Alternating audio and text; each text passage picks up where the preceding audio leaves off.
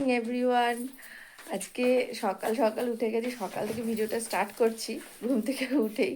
আজকে children's day. আজকে স্কুলে যাচ্ছে, দেখো সব হচ্ছে কালার ড্রেসে যাচ্ছে চিলড্রেন্স ডেতে। এই যে সব রেডি, এই একজন হ্যাঁ, আজকের মুখে খুব হাসি, তাই না? আজকে সব কালার ড্রেসে যাচ্ছে সাজুগুজু করে, প্রোগ্রাম আছে স্কুলে, তাই তো?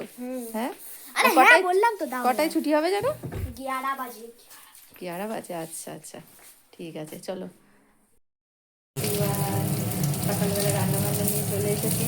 ব্রেকফাস্ট হয়ে গেছে। আজকে ছুটির দিন, মানে ছুটি আছে আজকে, তো গুরু নানক জয়ন্তী, সে কারণে ছুটি আছে আজকে। তা সকালবেলা ব্রেকফাস্ট হয়ে গেছে, ওর সাথে শেয়ার করাটা হয়নি। আর আমি দুপুরবেলা রান্নাবান্না করছি, তখন ওর সাথে একটু শেয়ার করি প্রতিদিনেকার মতো কী করছি। দেখো মাছ ভাজা বসে গেছে। আজকে কাতলা মাছটা রান্না হবে, ফুলকপি আলু দিয়ে ভাজা হচ্ছে। মাছ হয়ে এসছে প্রায় ভাজা, আর একটু বাকি আছে, মাছটা ভাজা হবে।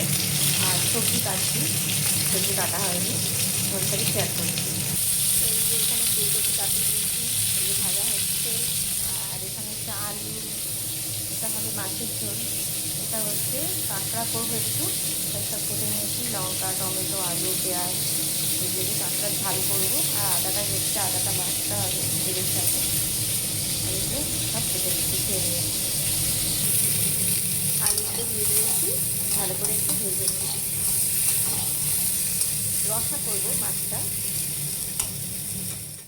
দেখো এখানে আলু ফুলকপি ভাজাও হয়ে গেছে, ভেজে নিয়েছি। আর তার সাথে মশলা দিয়ে দিয়েছি, আদা জিরে বাটা। আর দেখো তেল কেটে গেছে, ভালো করে কষিয়েও নিয়েছি। টমেটো দিয়েছি একটু, আর কাঁচা লঙ্কা দিয়ে দিয়েছি। এইভাবে ফুলকপি আলু রসাটা খেতে যা ভালো লাগে না মাছ দিয়ে। একটু জল দেবো একটু হালকা।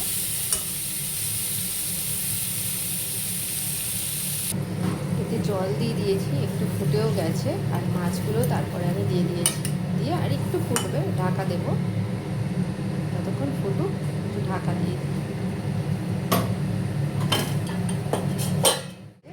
ফুলকপি আলুতে মাছের যে রসাটা পুরো হয়ে গেছে, এই যে পুরো টক টক করে ফুটে উঠেছে।